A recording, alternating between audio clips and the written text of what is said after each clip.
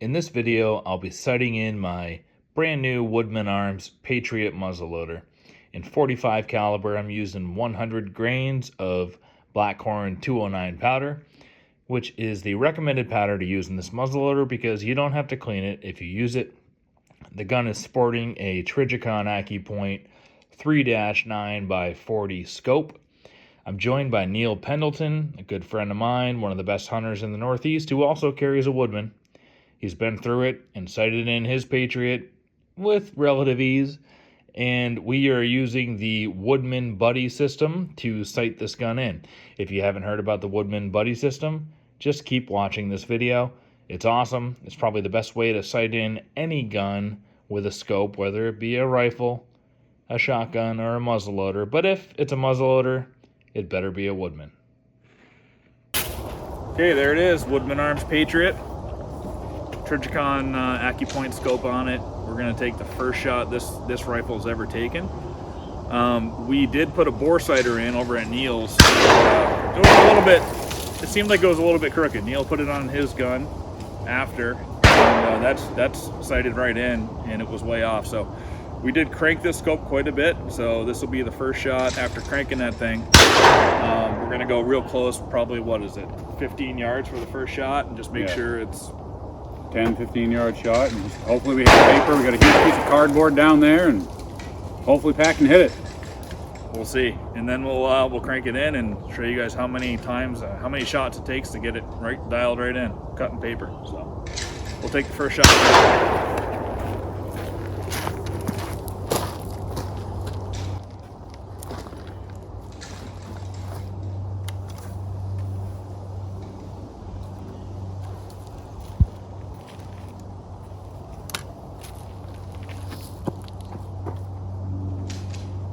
Now it's cocked, right? You always make sure that's on. Yeah, you're cocked. Yeah. Good to take safety off and fire.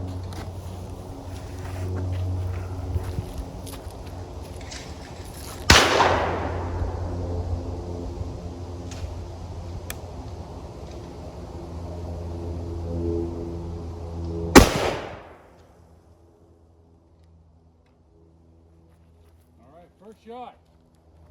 Not too bad, it's on. Right. Oh yeah, that's not bad at all. After everything we went through, that's pretty good considering.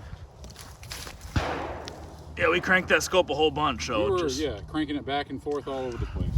All right, so now we'll just set it back to the back there. Yep, it should be pretty good. Try it again. All right. We need to come down a little bit.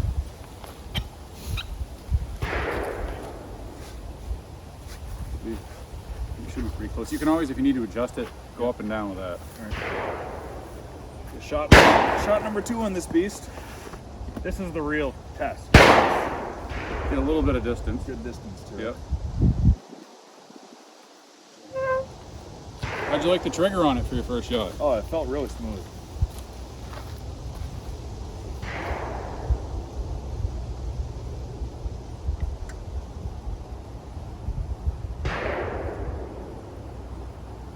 Fire in the hole. What are we at? Probably like about 50 yards. That's what it's supposed to be. We think it's a little closer.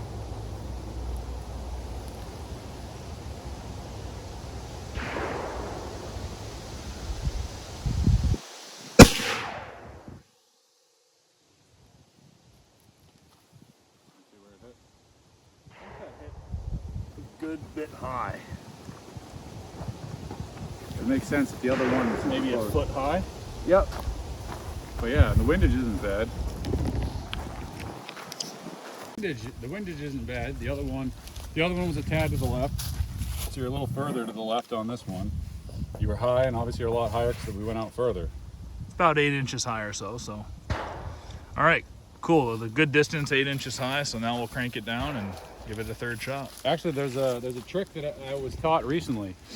You can go ahead, and if you have a steady rest, like I have that lead sled, I'm not saying it's like the steadiest thing in the world, but Mark Woodman was actually talking about how he'll take bungee cords, and he has an apparatus that'll hold the gun in place. So if your first shot is high like Pat is, you actually now just keep the gun, like the crosshairs, on the bullseye, and then you move the crosshairs to where the bullet hole is. At that point in time, instead of trying to go, it's like 4 clicks per inch, you just go ahead, start off with the crosshairs right on the bullseye, and then move those crosshairs to the bullet hole, and it's supposed to line it all in 2 shots. You should be shooting perfect. That sounds pretty smart. We'll find out if it works. We'll have Pat be the guinea pig. Now we go up. Tad. That way. So in theory, right there's the starting point. Then from there, if one person was holding it, the other person moves the crosshairs up to that. So that's smart. So instead of shooting again, now just line up the scope with that last shot. So you take this cap off. Yep. And then if you want to go ahead and move this. Yep. Or do you want, yeah. All right, so hold on, let me wait. Right there. Yep, so then move it up until I tell you when to stop. No, the other way. Oh, move down. Yep, sorry.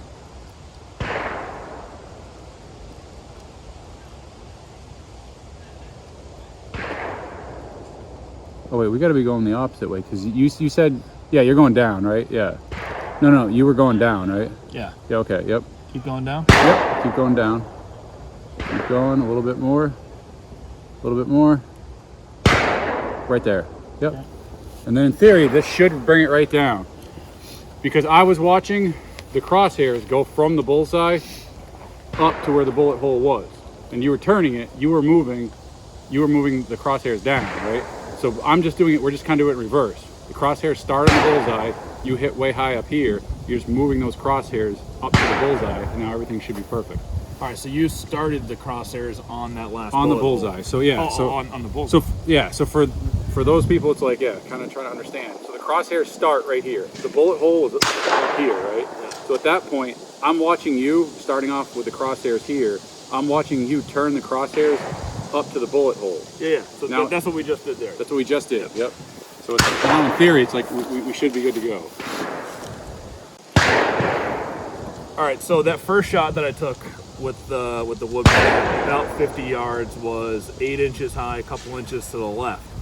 And Neil was saying what Mark told him to do as a trick, instead of just taking another shot and kind of blindly cranking the dials, get back, make sure that the crosshairs are securely on the bullseye, and then crank this up to align it with where that previous shot was, right? Is that... Yeah, so essentially what we did is I held the crosshairs in the lead sled, and you want to try to get as steady as possible. So obviously there's a little bit of play.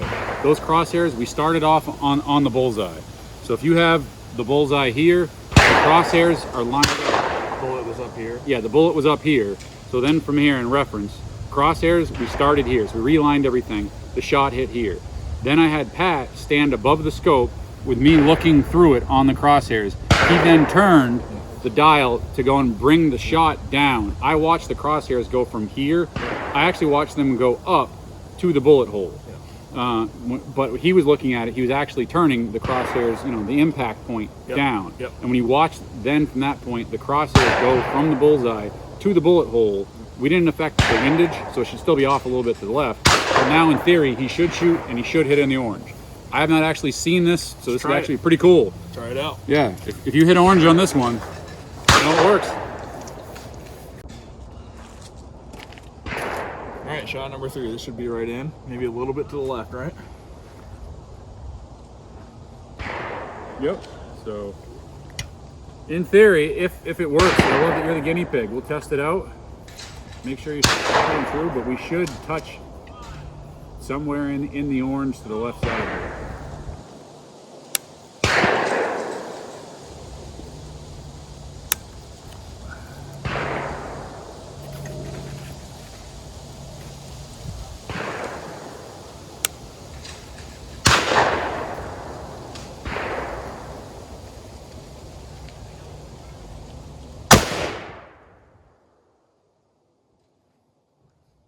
Just outside, I mean, it's definitely much closer.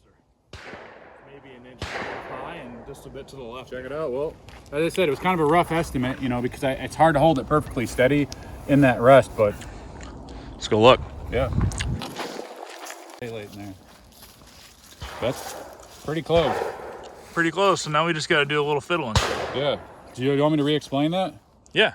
All right. So, yeah. So basically, like, he was aiming here. He hit up here on that second shot. So at that point, I put the crosshairs here when looking through the scope and holding it steady in the lead sled. I then had Pat take the crosshairs. So if you're picturing the crosshairs, they start here, and he turned the dial to make the crosshairs move up to where they were level with that hole. And then at that point, it brought that third shot, I mean, pretty much right down in. So we just need to go a teeny bit down. It's like at 100 yards, this may actually be right. Yeah. I mean, if you want to be, probably a little bit high at this point, so we just got to move it to the right and take a couple more shots. I mean, you should be pretty good after this. But that is a way in 2 shots. It's like if we had also moved it to the left as well. At that point, I mean, we'd pretty much be perfectly dialed in. Yep. In 2 shots, you could have it done. A little bit of tinkering, we'll crank it 6 or 7 clicks in both directions, and this last one should be right in the bullseye. Yep. We're gonna go 7 clicks to the right.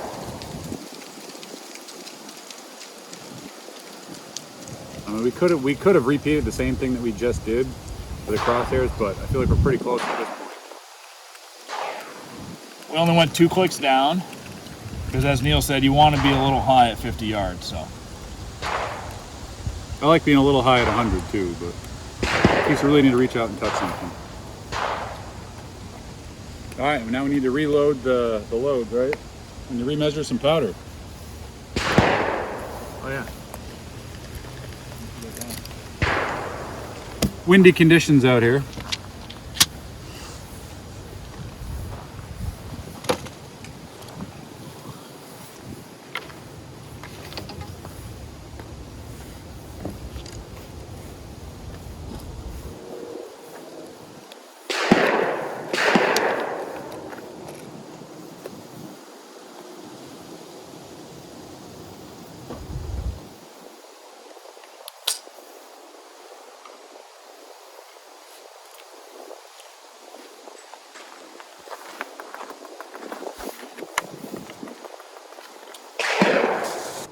All right, so that's one thing I've noticed about these tubes. So, all right, so look at that tube to your eye right now. Is that looking like it's 100 grains? Yep. Now, when we put this in, now look at it. Floating around 110. Tap it down. Yep. It's still not going to settle down to 100. So that's where just know that there's a variation between you load it without the cap in it. Yeah, it's putting more air in there, and there's The pressure on the sidewall. yeah. And there's a lot of surface area in each of those individual tiny pellets in there. Yeah. So just make sure whatever you're doing it consistently. So if it's always a little bit over 100 after you put the cap back on, then Just make sure you're not driving yourself nuts. That you put the Good. cap on, you're like, wait a minute, I got to dump out powder, and then you end up having a little less.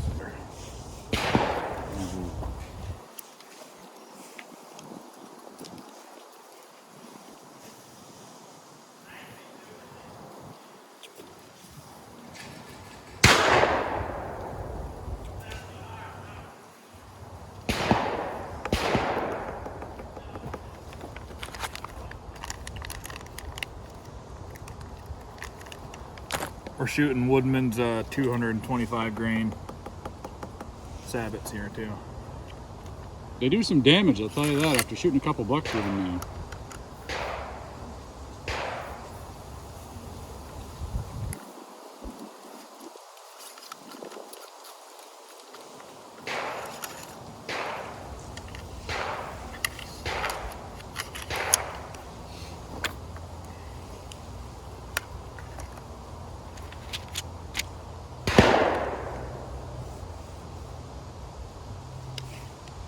Now the rumor has it, Pat.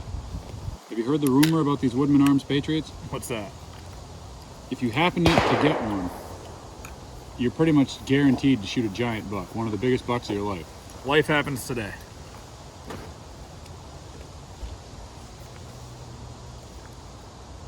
I've heard repeated story. Your first buck is bigger, you're guaranteed to get one big buck in this lifetime. I don't want to put the pressure on the gun to have it be the first buck, but One of the first couple. I mean, I keep seeing it. It's like people that take out the muzzleloader within the first couple seasons of having it, they end up getting one of the biggest bucks they ever shot. It's a consistent trend I've been seeing.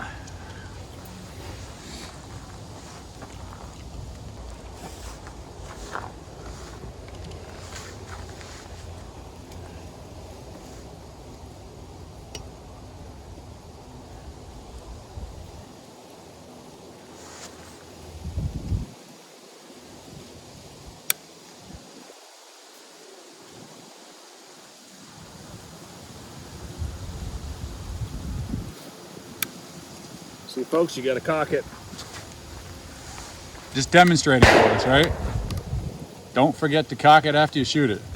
You got to make sure you put a lot of pressure on that trigger guard there all the way back, and that'll pop out to show you that it's fully cocked.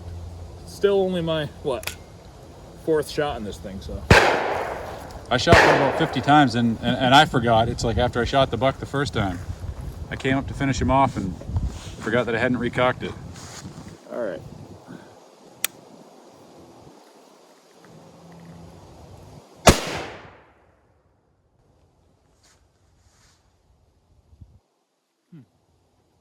Didn't change much. No?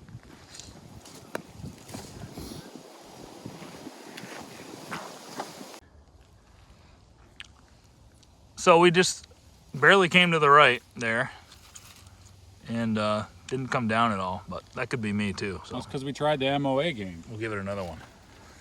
We didn't try just putting the crosshairs here and moving it over to here. Yeah. I say we try it again and see what happens. Let's do it. All right. All right, so we're gonna do the same thing we did in between that first and second shot now. Same exact thing. Neil's gonna line it up on that last shot. Yep, I got everything held on there. Well, he's lining it up on the bullseye. Yep. And I'm gonna bring the scope up to that last shot. So that the green dot in the center of those crosshairs, I'm holding it right on now. So we were basically just guessing on that last shot, but this should be a lot more precise, right? So Yep, in theory. you want me to do the windage? Yep. Windage. So instead of cranking it to the right, I want to go left. Yep. No, the other way. Other way? Yep. Okay. Keep going. Keep going. Right there? Right there? Yep. Now you want to go up. Go up. Well, yep. Or down. Yeah, no, down. Yep. Other way? Yep. Other way or that way? Other way. A little bit more. A little bit more. Right there, yep. Go down one more. Yep, or the opposite way, yep. Right there? Yep. There, we should be good. About how many clicks would you say you went? It was probably 12, 13, 14 clicks to the right, Yep. and then not as many on the other one, but going up and down. So Yeah, all right, we'll but it was a reload lot it. closer up and down. Reload it. Yeah, if you're playing the MOA game, it's just kind of guessing how many clicks, because right now it's like we don't even know the exact yardage. Yeah. And so at 100 yards, it's supposed to represent four basically clicks per inch. Yeah. But since we don't know the yardage, plus when it's closer, you're supposed to multiply the amount of clicks that you'd be moving when it's closer. The further out, obviously, the more you move it, the more it gets amplified. New Hampshire. Wow. Yep. Looks just like a rifle. It's got a crossbolt safety on it. So you have to load each one, huh? Yeah. Yep. So yeah, when you're muzzle loading, you put either the powder pellets or loose powder. You put that down the barrel, and then you it take measured? one of the sabots. Yeah. Oh, And really? you use the ramrod. So you have then the ramrod, and you push it down into the barrel, and then on these you have Wow. the brake action. You put the primer in there. That's how it ignites it. It ignites the powder. You and guys pushes the really bullet. have it down to a science. Oh yeah, they definitely do. And then I mean, yeah, these guns are unbelievable. It's like the Woodman Arms. I don't know if you're familiar with the Remington 760 or 7600. I don't know if you've seen those. It's Pump action. like a pump action, like hunting rifle. It's really popular with a lot of tractors, and that's what they kind of mimicked it around, because it's light, it's short, it's compact. Well, I bet you what's his name? Black Powder Bob, I think. I was gonna say, I haven't met him. Wow. But yeah. Must be loud. You want to hear it? I was gonna say he's about to take the final shot with it. Hopefully final. It should be zeroed in now. It should be. Because then too, it's like we were trying out. That's why he's videotaping it. Like he does a podcast. It's like showing basically like the sight-in method, because there's the MOA method.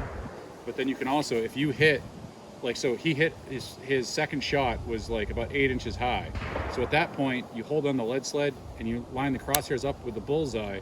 Then he adjusts it and he moves the crosshairs up to that hole. And at that point, you're zeroed. All right, you ready? I'm ready.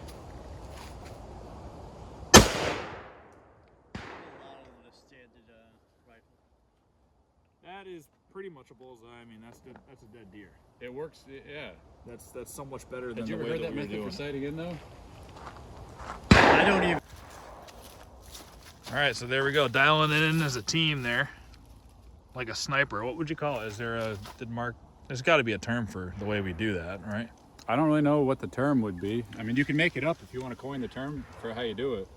But that's much better there. We're gonna put one last shot in there, and it, should be buttoned up right against that one. And I feel confident in it so far. That's pretty good right there. Yeah, they won't let you discharge to 500 feet of a dwelling around here. Yeah. And it's hard to find anything like that. The 500 feet, in my opinion, is pretty absurd. For reasons, is that one. Even just by 22 alone. I mean. Well, but then the other thing is, the people that make the laws, they're not really hunters, right? No, they're not. So when you're talking 500 feet.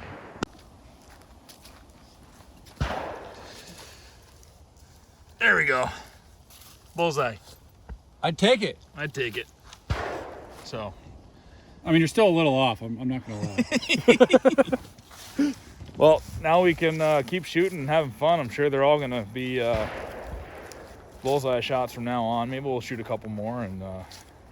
But I'm really confident in it. It only took, what, 5 shots? That would be the 6th, I think. 6 shots after messing with the scope quite a bit in Neil's basement there. And we just got to introduce somebody to muzzle loading. Yeah, a new muzzleloader fan there. I'm not gonna shoot anymore. Those last 2 were right on. That's all I really need. I don't want to waste any more bullets, any more powder. That stuff's getting expensive, that 209, huh? Look at that. We're all dialed in. We're dialed in. We're good to go. He's still off by a little bit. We're gonna kill a doe with that thing this year. 22 alone.